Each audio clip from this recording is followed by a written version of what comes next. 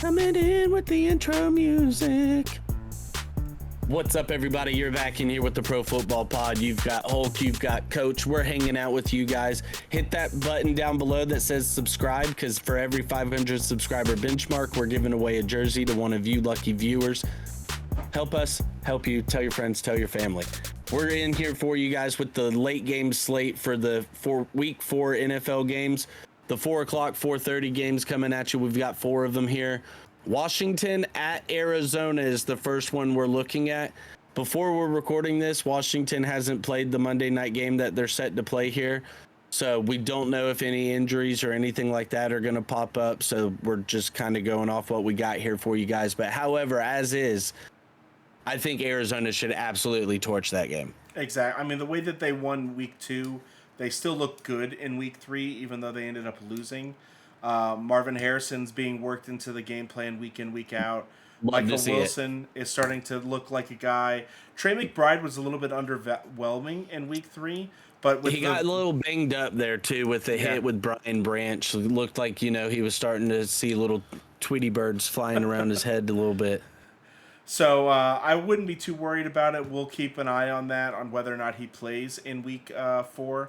But I think James Conner as well. James Conner's been like their workhorse back. They're absolutely going to play him, and he's going to continue to have value. I think that what we see from week 3 from Jayden Daniels, I really want to see him get a passing touchdown. I don't want to see him go back to getting like 10 carries for 85 yards like he did week 1. But I also don't want to see him just getting to the red zone and only kicking field goals all night long either. So I just want to see a little bit of efficiency whenever it comes to like that short field situation.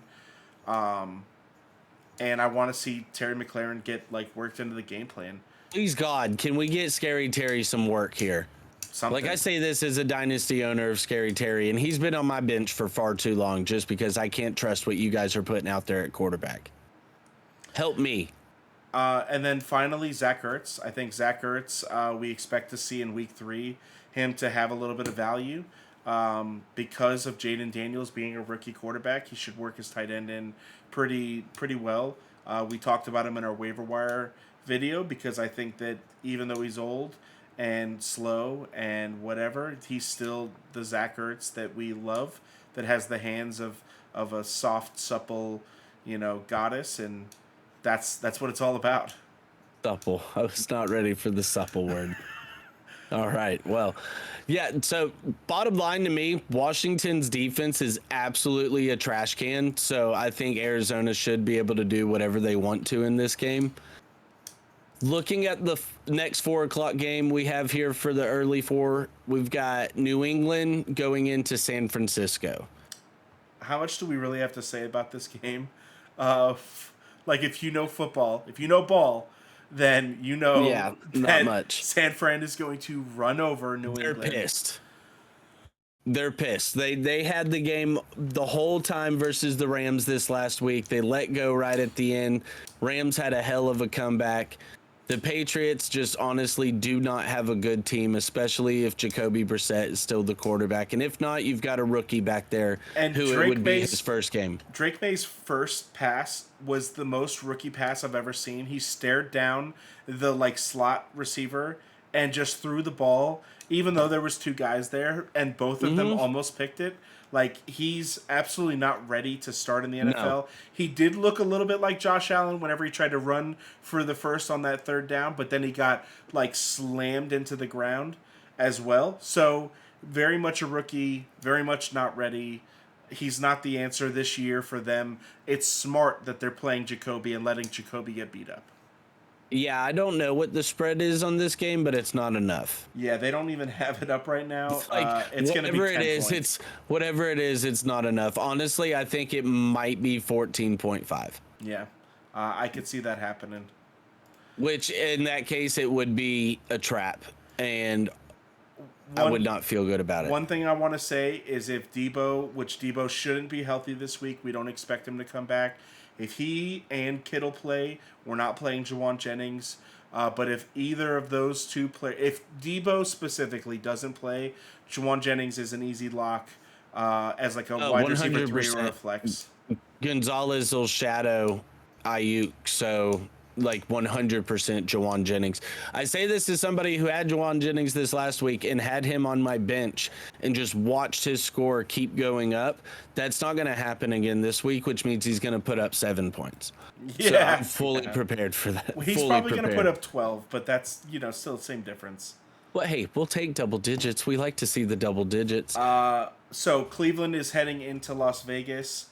The Raiders looked pretty decent. The Browns look like poop, just like their color. Raiders look like poop. Losing to Carolina as well, getting just torched by Andy Dalton. This game is not exciting in any way. Whatever the over-under is, I think it's sitting right now. It's looking like about 37.5. Yep. I still think the under is a play there. Like, I could see this easily being a 16-13 game. This is 2 top 10 defenses, and 2 bottom 10 offenses.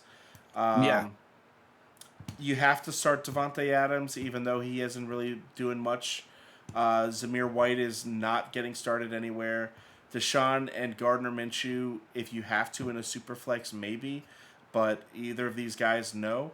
One thing that was nice is I think Jerome Ford got a majority of the work. We talked a lot about Deontay Foreman and how in week 2 he got like all the work.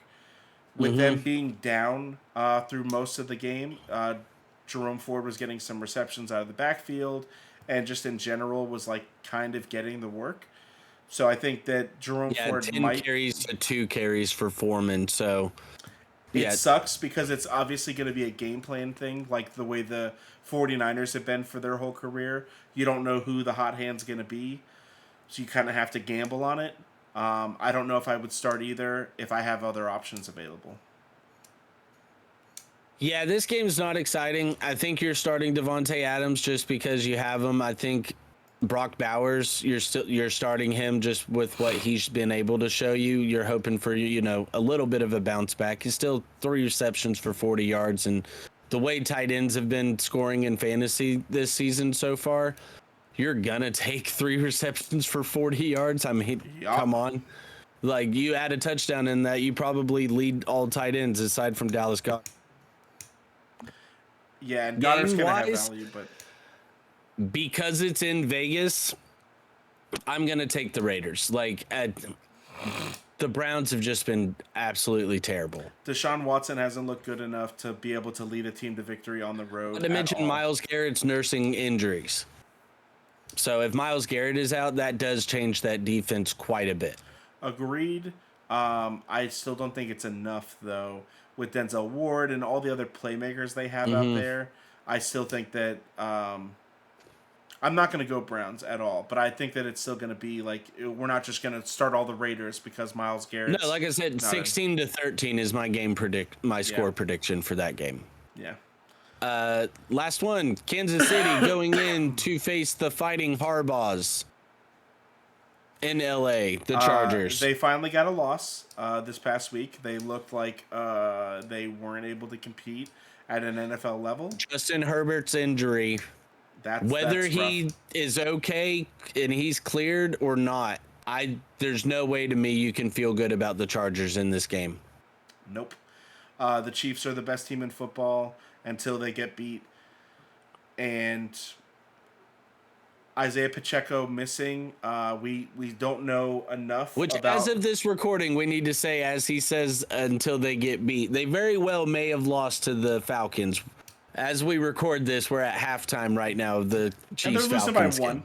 But do we know how Carson Steele and company has looked so far in the first half? Like, is anybody kind of stepping up as like this is their backfield, or is it we really shouldn't touch any of these guys and we should go for a guy like a Cam Akers that has his backfield locked up and he's the only option?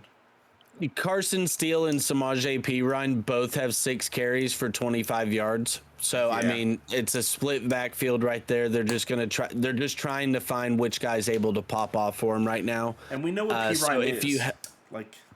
So if you have a guy like Akers or somebody like Charbonnet who's just getting all the work, like, you're absolutely starting them over them. To this point right now in the game, Rashee Rice has 7 receptions on 9 targets. The next closest guy has 3 targets. Which Rashee Rice is an auto start for the rest of the season. I think 100%. more than Kelsey. Xavier Worthy, I think after week 1, like for me, he's going to be on my bench until I start to see his work pick up because he's just not getting what you need. I think at this point, Kelsey, if you have a solid other option at tight end, like a Jake Ferguson, I might be leaning Ferguson over Kelsey right now. Or if you like took Dallas Goedert as like the 11th or 12th tight end off the board. Even honestly, we'll see how Gesicki does in week 3. But like I might look at Gesicki or a Hunter Henry, someone that's just gonna get more of a target share. Maybe not Gesicki, but definitely a Hunter Henry who's gonna be the number 1 targeted person on his team every couple weeks. That's gonna do more for you in the long run than a Kelsey's gonna. Yeah, I absolutely agree. So like I said, going in, looking at this game, if Herbert plays or not, just because he's so banged up right now, I think the Chiefs absolutely should dominate that game. This could be a game to where you do end up finding out which of the running backs they want to lean on if they're able to get a hold of this game and lean on the run game and just kind of try to hey, which one of y'all want to step up? So, yeah, I don't know what. Let me see. The spread is it posted yet? No, spread's not posted. Are you afraid of starting Dobbins at all, or are you still sticking to him? I think he's probably the biggest try to trade him now while he's still a little bit hot target in the NFL. But that's all that I really know about him. I mean, for me, in one of my smaller leagues, I was able to get J.K. Dobbins off the waiver wire. I have no idea how I was able to, but he's getting all of the work. So we've been kind of harping that on these preview episodes here for you people. Go back and watch the other ones. 15 carries. Gus Edwards had 3. I mean, 3 receptions. No running back had another one. So he's getting 97% of the work out of the backfield. And it only takes 1 for him to have the absolute massive value. Looking at this game, Herbert banged up in the game or not, I feel like Harbaugh is going to be like, all right, guys, we're about to run this ball 45 times. Yeah. I could easily see that. I could see Gus Edwards getting 15 carries and J.K. Dobbins ending up with 28. Do you think that Kamani Vidal maybe is not inactive this week with just the expectation of we need a stable of guys to keep working them in? It wouldn't shock me. I'd love to see it because I want to see what he can give you out of the backfield. I think he'd be more effective than Gus Edwards as far as, just overall athleticism at this point goes. But hey, you guys, if you're still here, hit that subscribe button down below. Tell your friends, tell your family. Every 500 subscriber benchmark, we're giving away a jersey to one of you lucky viewers. We absolutely appreciate your time with you hanging out with us. TulsiRoseTeeth.com. They're our sponsor at ProFootball_pod on the Twitter machine. Peace out.